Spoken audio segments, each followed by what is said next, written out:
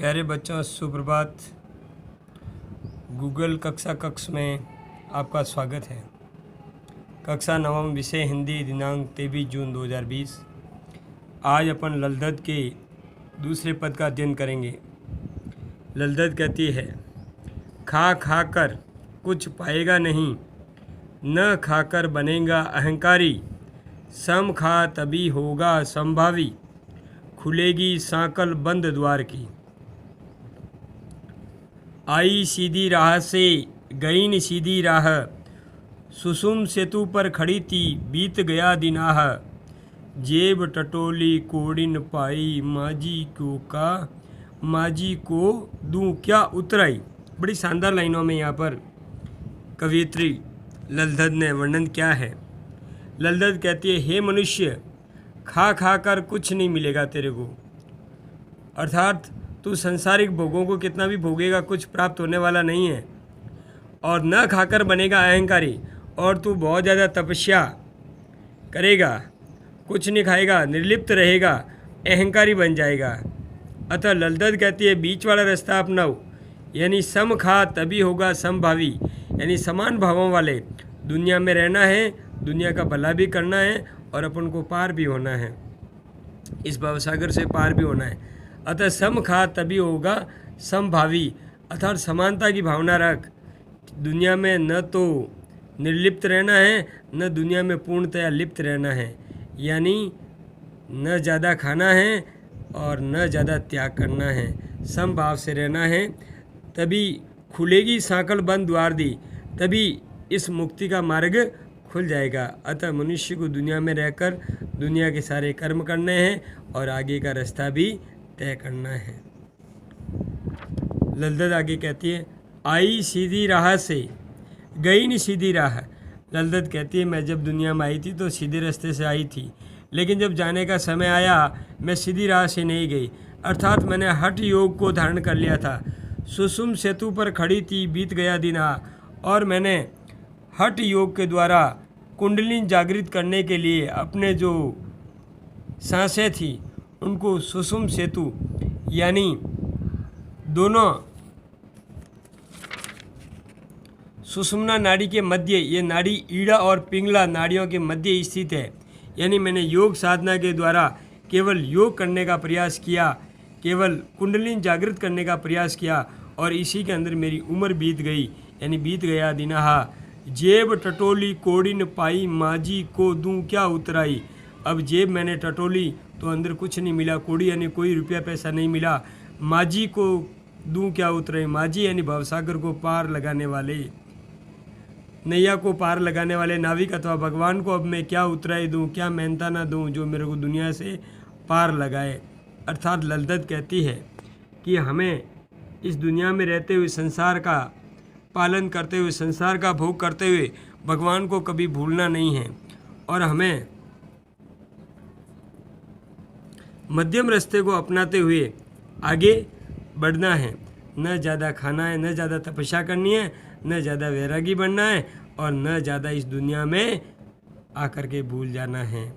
अतः हमें एक दिन प्रभु के पास जाना है, इसलिए हमें अच्छे अच्छे कर्म करने चाहिए, न दिखावा करना चाहिए, न ज़्यादा कुछ और करना चाहिए।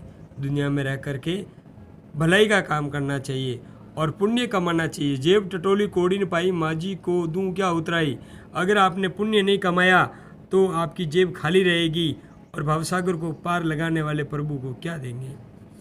अब इसके जो भावार्थ है उनको लिखेंगे। अहंकारी, अहंकारी का अर्थ होता है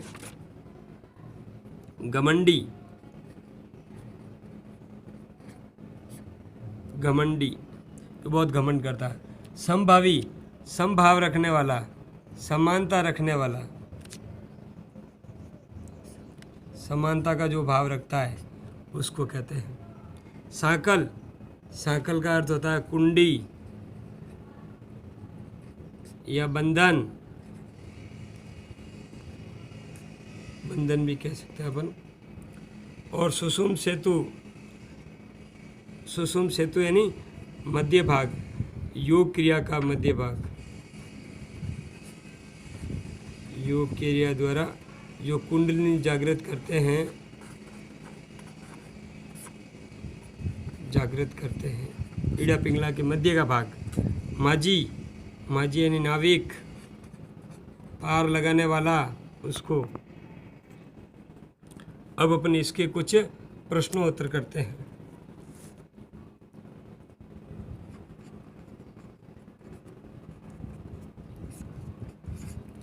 पहला प्रश्न,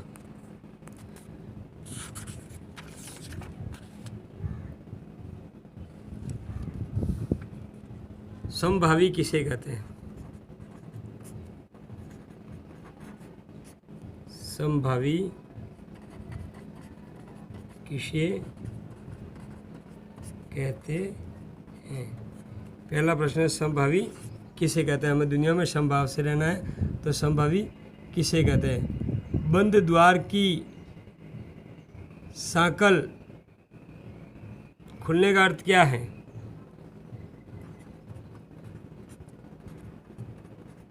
बंद द्वार की सांकल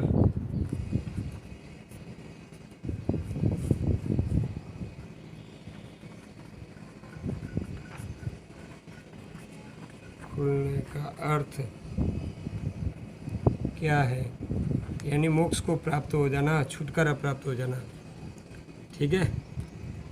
अगला है आपका, गई न सीधी राह।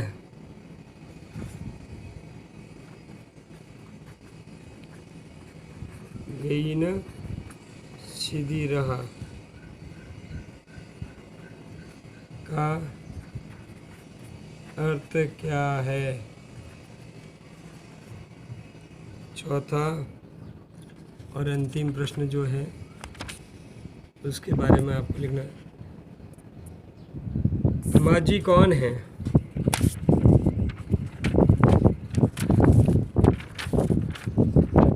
माझी कौन है? ललदद में इस पद में माझी किसको बताया है? इसी के साथ ये प्रश्न उत्तर आपको करने हैं। कल अपन इसका अंतिम जो पद है उसको पढ़ेंगे, उसके बाद और प्रश्न उत्तर करेंगे। समझ में आए? सारा काम करना है। जो समझ में नहीं आए तो आप वापस पूछ सकते हैं। धन्यवाद।